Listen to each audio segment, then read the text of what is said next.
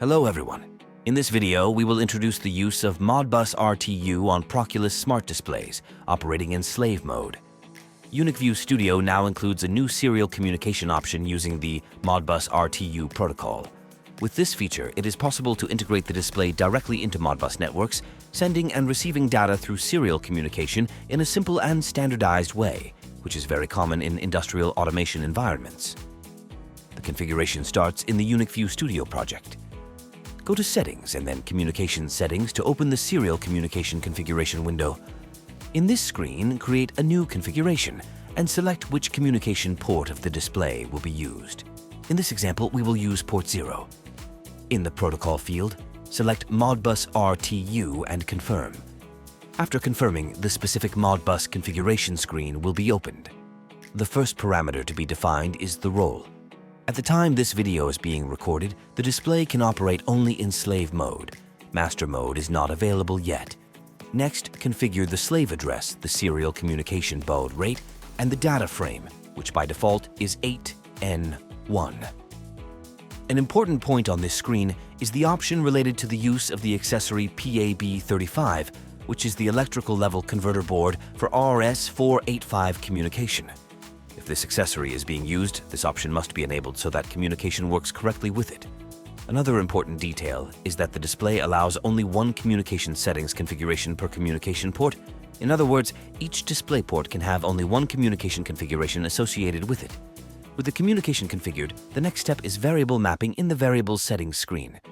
This is where the Modbus addresses used to communicate with the display are defined. The display supports the 4 Modbus data banks: Coils, Discrete Inputs, Input Registers, and Holding Registers. To create an item in any bank, simply click Add and associate a project variable with a Modbus address. In the Coils bank, for example, boolean variables can be associated.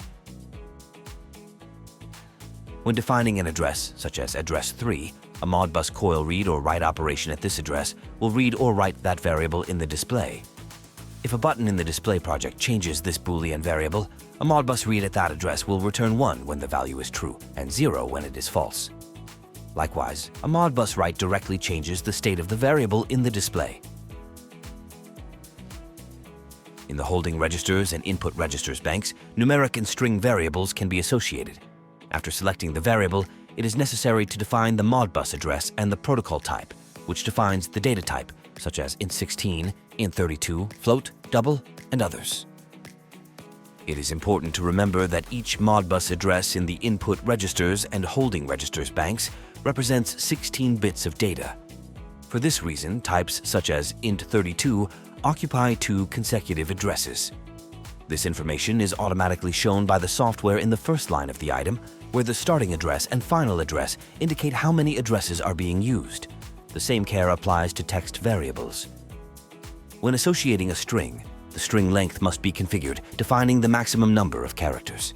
Since each address holds 16 bits or 2 characters, longer strings occupy multiple consecutive addresses.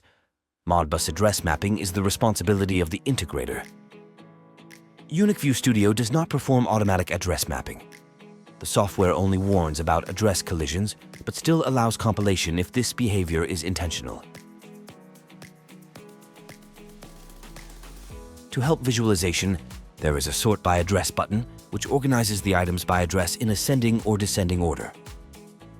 After completing the configuration, the project can be compiled and transferred normally to the display, and Modbus communication will be ready for operation. To demonstrate Modbus communication in practice, this demonstration project was created. To make the demo more accessible, an Arduino is used as a Modbus RTU Master through a Modbus communication library. In this setup, the Arduino is the master and the display is the slave. On the master side, some components are connected: a potentiometer, a push button, and a motor. The master reads the potentiometer value and sends it to a Modbus address associated with a numeric variable in the display, which shows the value in real time. The push button state is also read by the master and sent to a boolean variable in the display, generating a visual alert on the interface.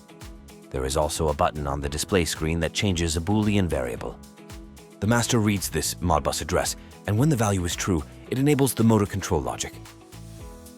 The motor speed is adjusted using a slider on the display screen. The master reads this value, processes it internally, and sends the converted data to two indicators, one in revolutions per minute and another in millimeters per minute. There is also an example of string communication. At startup, the master sends the text system operational to the associated Modbus addresses, and the text is displayed on the screen. This project demonstrates Modbus communication with boolean variables, numeric variables of type float, numeric variables of type int32, and text variables in a simple and direct way. Serial communication using Modbus RTU on the display is very simple to configure. All configuration is done directly in the Communication Settings window of UnicView Studio.